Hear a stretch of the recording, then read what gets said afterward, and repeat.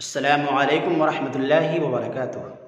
अल्हम्दुलिल्लाहि रब्बिल आलमीन वस्सलातु वस्सलामु अला रसूलिहिल करीम व अला आलिहि व सहबिहि अजमईन, अम्मा बाद।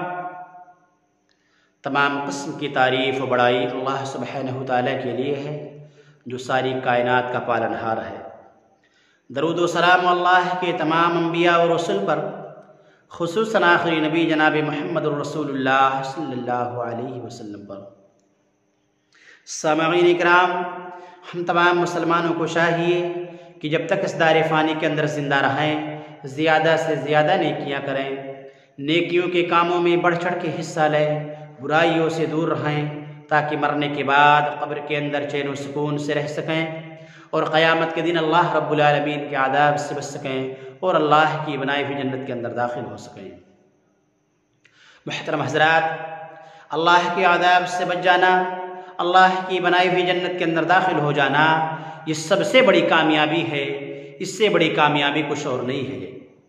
इसलिए हम तमाम मुसलमानों को चाहिए कि हम आखिरत की फ़िक्र करें, उसके लिए तैयारी करें, मेहनत और कोशिश करें जहन्नम से बचने की और जन्नत पाने की। सामईन इकराम, जो कोई अल्लाह पर और क़यामत के दिन पर ईमान रखता हो, आइए हदीस की रोशनी में देखते हैं। हदीस इस तरह है, अन अबी हुरैरा रज़ियल्लाहु अन्हु क़ाल क़ाल रसूलुल्लाहि सल्लल्लाहु अलैहि वसल्लम मन कान युमिनु बिल्लाहि वल यौमिल आखिर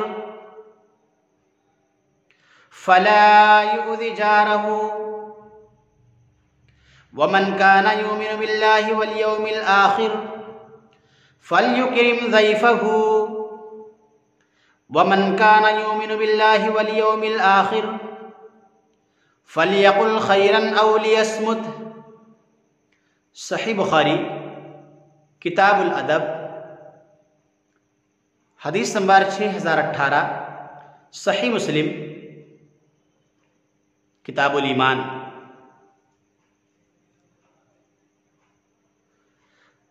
हज़रत अबू हुरैरा रज़ियल्लाहु ताला अन्हु रिवायत करते हैं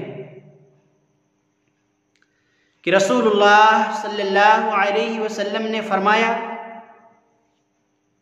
जो कोई अल्लाह पर और क़यामत के दिन पर ईमान रखता हो, उसे चाहिए कि वो अपने पड़ोसी को तकलीफ ना दे,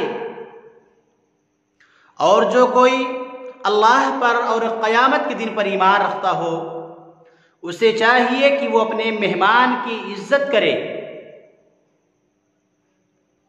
और जो कोई अल्लाह पर और क़यामत के दिन पर ईमान रखता हो, उसे चाहिए कि वो अपनी ज़बान से अच्छी बात निकाले।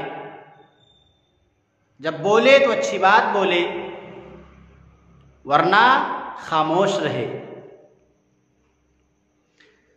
सामईन इकराम, इस हदीस पर गौर कीजिए कि रसूलुल्लाह सल्लल्लाहु अलैहि वसल्लम ने क्या फरमाया कि जो अल्लाह पर और क़यामत के दिन पर ईमान रखता हो, वो अपने पड़ोसियों को सताए ना।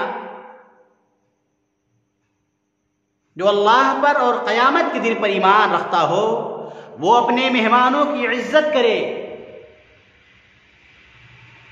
वो बोले तो अच्छी बात बोले, वरना खामोश रहे। ईमान का तकाजा ये है, एक मोमिन की शान ये है कि वो अपने पड़ोसियों को ना सताए, अपने मेहमानों की इज्जत करे, बोले तो अच्छी बात बोले, वरना खामोश रहे। लेकिन आज उल्टा है। आदमी अपने पड़ोसी ही को सताता है। आज मेहमानों की इज्जत नहीं है। हाँ, उस मेहमान की इज्जत है जो रुपए वाला है, जो पैसे वाला है। लेकिन जो मेहमान गरीब है, जो मेहमान पैसे वाला नहीं है, उसकी इज्जत नहीं की जाती है। मुसलमानों, अगर वाकई में आप मोमिन हो, अगर आप अल्लाह पर ईमान रखते हैं, आप क़यामत के दिन पर ईमान रखते हैं तो आपको चाहिए कि आप अपने मेहमानों की इज्जत करें, चाहे वो मेहमान पैसे वाला हो या पैसे वाला ना हो।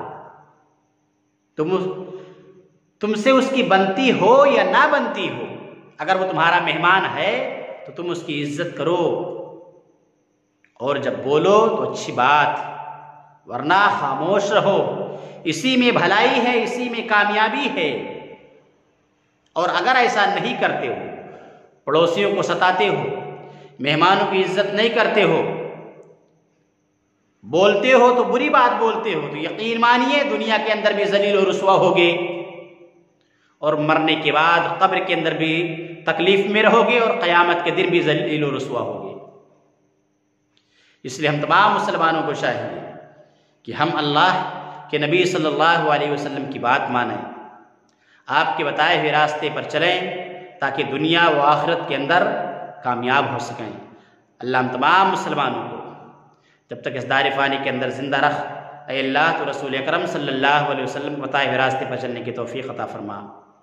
और जब हमें इस दार फ़ानी से उठाना तो अल्लाह हम तमाम मुसलमानों के ज़बानों पर कलमा तौहीद ला इलाहा इल्लल्लाह जारी रखना। आमीन। व आखिरु दअवाना अनिल हम्दुलिल्लाहि रब्बिल आलमीन।